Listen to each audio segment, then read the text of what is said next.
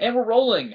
Hello, everyone. I am Maurice, and I guess I should start this out with Take My Hand Together Real Vlog since it's going up on my channel. I'm here with Robert of Robert K's Bad Movie Reviews, and we're going to kick off his kind of blog review website with a video review of this interesting movie right here, Rise of the Animals. Robert, tell me a little about your site.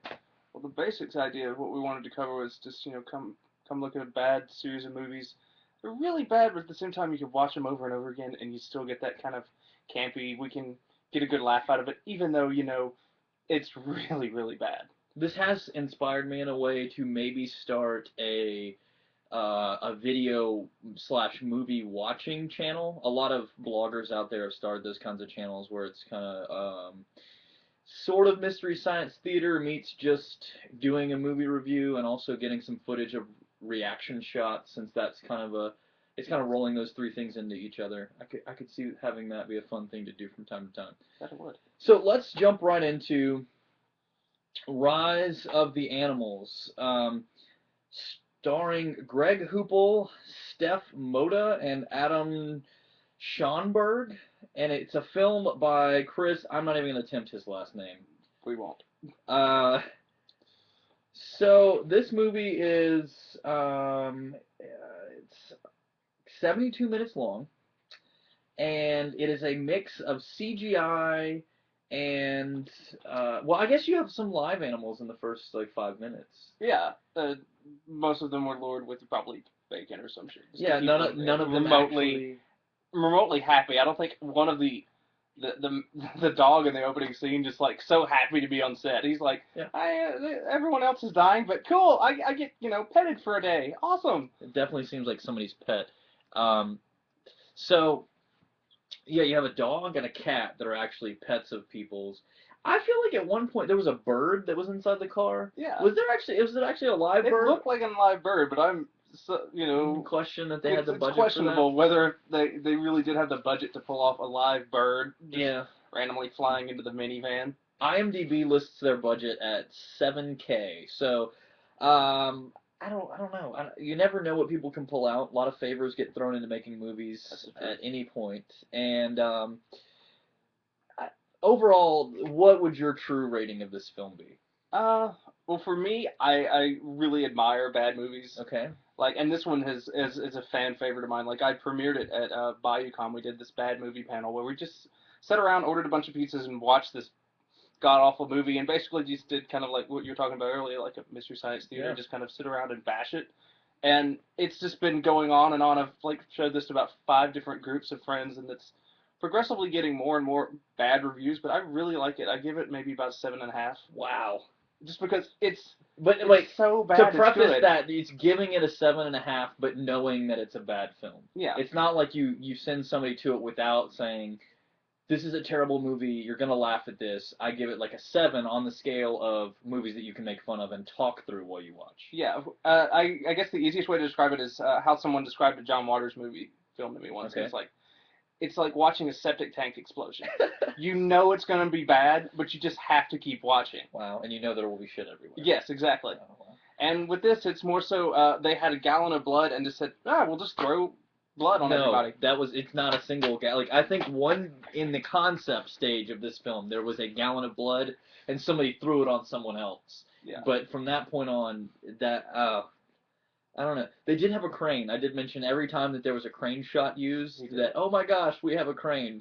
I'm fine with you using different shots and techniques in movies that I watch, but there's a certain point when it isn't fluid enough for me to feel, I don't know how to explain it. Like, it just didn't feel like it wasn't nice enough to be a Hollywood mainstream, and it wasn't bad enough to be Blair Witch. It was like that mediocre middleman. Yeah.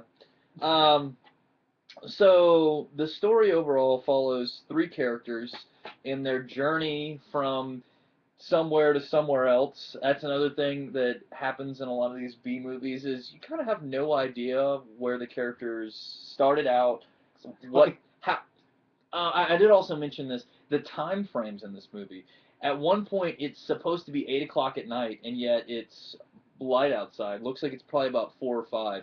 And then what is supposed to have been an hour later, 2 seconds later in the film, because they actually look down at the clock and then complain again about being lost, even though it was shot without any crossfades, no fade to black and fade back up, just literally the same exact scene. They look down and look back up, and the clock goes from them saying it's 8:50 to it being 9:45 or something like that on the clock, and it's pitch black outside.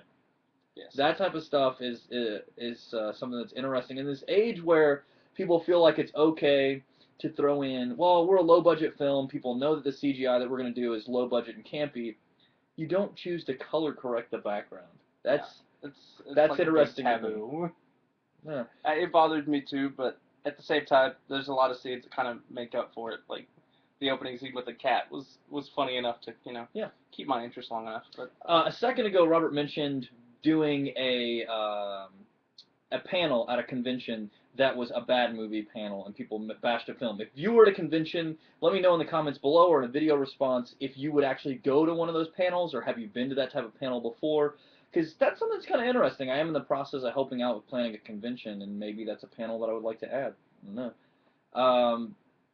So from there, what else do you really want to bring to the table for everybody as far as bad films go? I mean, obviously, go check out Robert's blog. He has a list of how many? Let's see. There's a list. Like a quarter of the list was just 80 movies that we collected doing research, and then I've got about 3 different lists of movies that could probably go on for review. This is just the main 80 that I think most people would, generally gravitate towards to just say, oh, that sounds really bad. Let's get a group of friends together, order some pizzas, and watch movies. So yeah, let me know. But go check out the link to Robert's blog. It is called Robert K's Bad Movie Review. It's on Blogspot. I'll put the link in the description, and it might show up on screen because I'm all about annotations and stuff.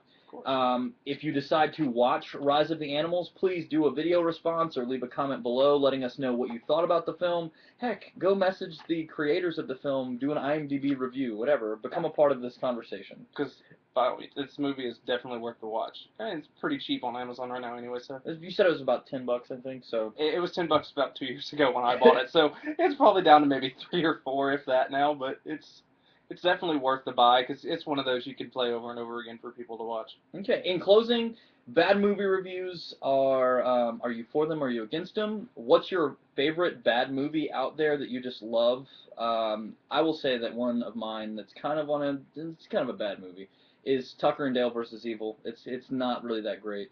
I will say that back whenever I was hanging out with a friend, I watched Teenage Cat Girls and Heat, and that is a terrible movie with like stuffed cats being thrown across screen. So let me know in the comments what you think a bad movie is that just sticks with you, that you've watched multiple times or made fun of with people. And then, of course, check out Robert's blog. Definitely. Hit me up with the same responses. Hit me up on Blogspot. If you see there's a movie that you may think deserves to be on the list but it's not on the list, let me know. I'll try and review it and see what I can do. All right. That's all I've got for you.